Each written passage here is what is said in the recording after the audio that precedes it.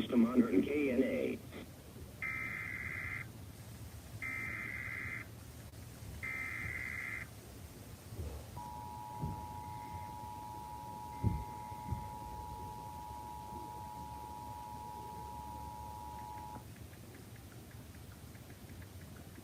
The National Weather Service in Tallahassee has issued a severe thunderstorm warning for northeastern Mitchell County in southwestern Georgia, northeastern Baker County in southwestern Georgia, until 5:30 p.m. Eastern Standard Time.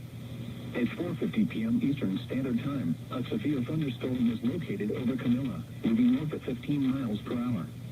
Hazard, 60 miles per hour in gusts and quarter-size hail. Source, trained weather spotter reported quarter-size hail near Camilla, Georgia. Impact, hail damage to vehicles is expected. Expect minimal damage to roofs, siding, and trees. Locations impacted include Camilla, The Content, Greenup, Flint, Red Star Crossroads, and Mitchell Company Airport. For your protection, move to an interior room on the lowest floor of the building.